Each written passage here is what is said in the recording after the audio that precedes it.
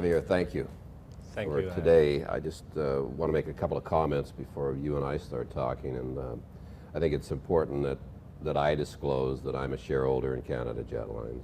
The Howard Group's a shareholder. Members of my family are shareholders. I have a lot of friends who are shareholders. Everyone in our office is a shareholder, and we have a lot of relationships that are shareholders. So I think it's important to disclose that.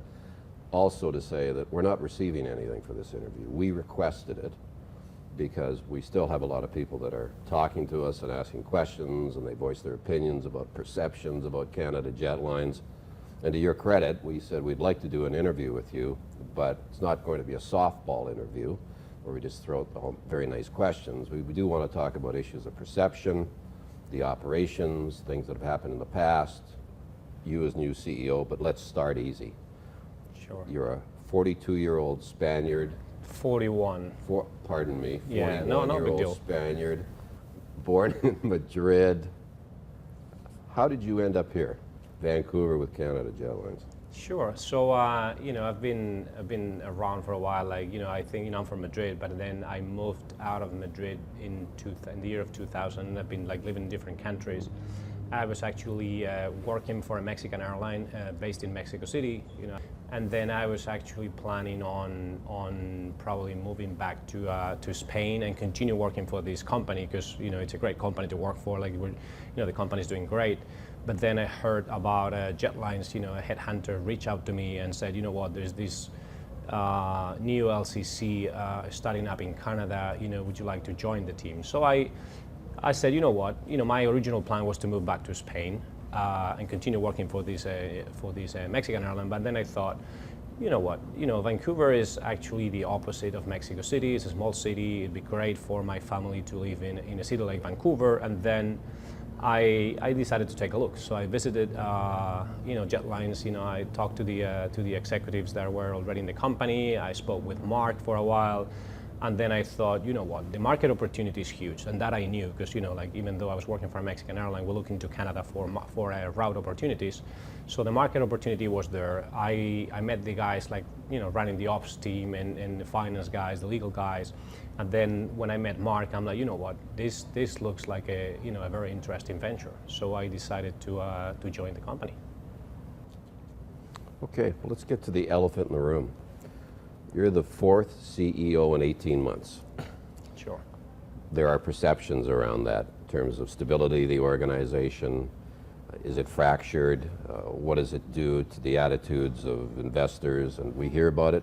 I'm sure you've heard about it. Potential financing sources. There's a lot of factors at play here.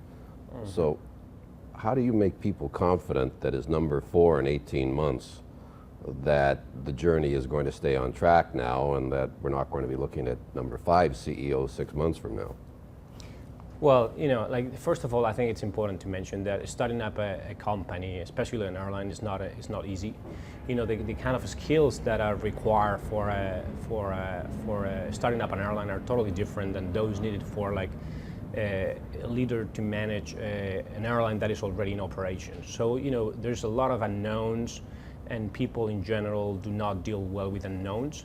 So it's a pretty stressful environment sometimes, and not everybody is built to it.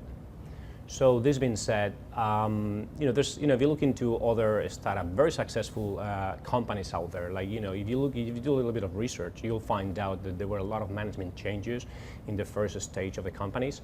So Jetlines is not different. I mean, it's the startup. It's not a startup that was given money. We're going through raising money, building the team, and that not everybody is built to deal with this kind of a stress. So people come and go, and that's something that happens that's happened in other companies in the world.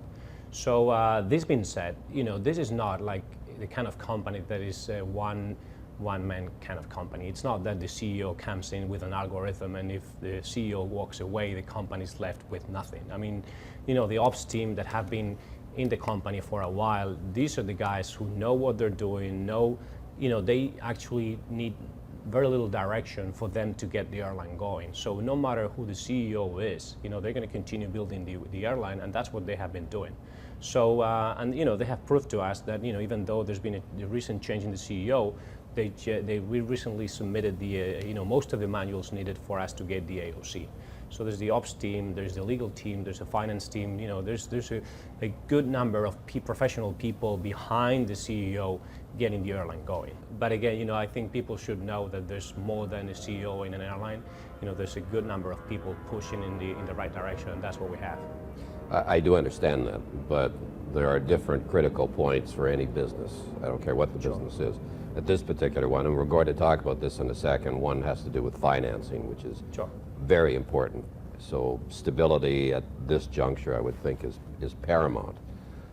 Now, Lucas Johnson, who was previously CEO, and I understand he had personal reasons why he did move on, but he did say, as I refer to some past news releases, that he was going to be staying on, I think, till about the end of October, and the two of you are working on some items.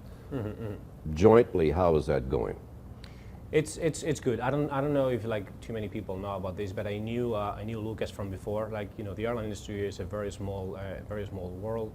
We were both managing the network department, the network planning department of the airlines we were working for. So we have met before. We didn't know that we were both gonna be coming to Jetlines, but we knew each other. I know he's got a very strong network planning background, and that's something that I've been doing for a while for the airlines that I've worked for. So one of the things that I'm working on with him is exactly that. It's defining the network strategy. Kind of making sure that what I have in mind for our network, he believes is also a good idea. So we've had a good number of sessions over network, over the routes that we should be operating, how we'll be operating them, which are the first routes we should be jumping in, what kind of reaction from our competitors we should expect. So that's pretty much the field where we're working more into together. Do you think there'll be any additional contact after Lucas is officially gone? Do you see him being a bit of a sounding board? Well, he understands the LCC model very well. He, as you know, he's invested $700,000 a month ago. So we need to look into what kind of formal role, if you will, he will have in the future.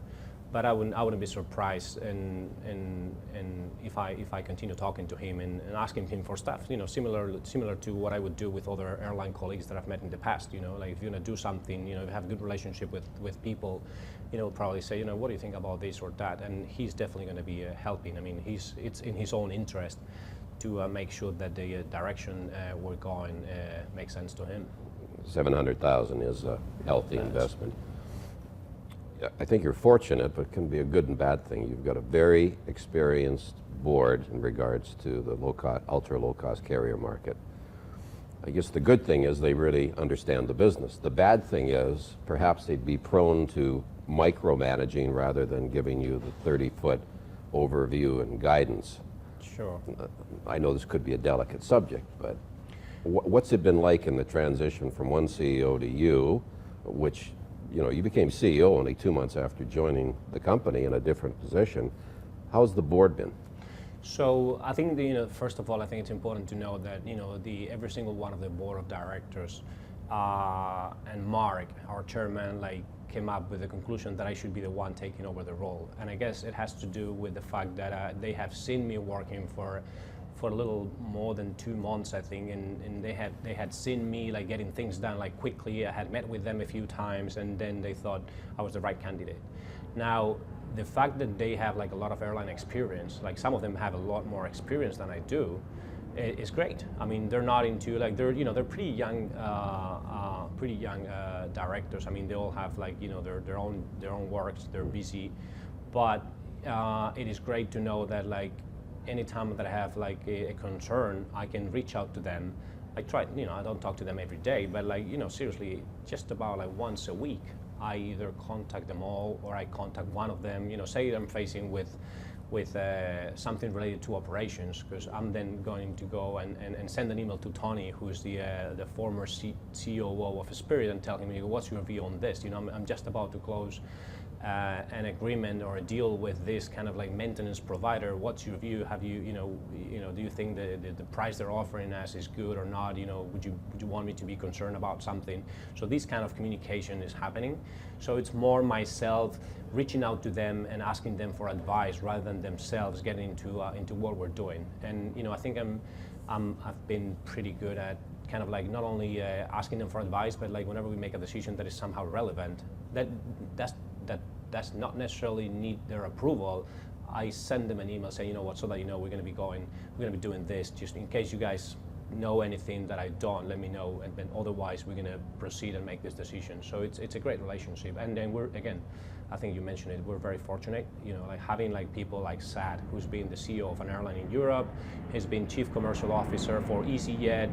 That's fantastic. I mean, they've gone through what we have gone through, and they have a lot more experience than I do. Then Jason, he's been like a CFO of a publicly traded company. So when I'm talking to investors, and I have a meeting with an investor next week. So I go and tell Jason, do you know these guys? I mean, do you have any advice for me when approaching these guys? And if he doesn't have the answer, he'll say, why don't you go and talk to this other guy that I know, and get better prepared for like the things that are ahead of us. Okay, and I think it's not only the airline board members. I think we shouldn't forget that Mark is our chairman. He's a great guy. He's the one who's been here for a while, getting things done, and he's not. Things happen like the last CEO went away. He's not gonna just collapse. He's just we're gonna keep going. We're gonna make this happen no matter what. And he has this energy that is very, very important. Yes, I know Mark well enough that it's like a bulldozer on two legs. Absolutely.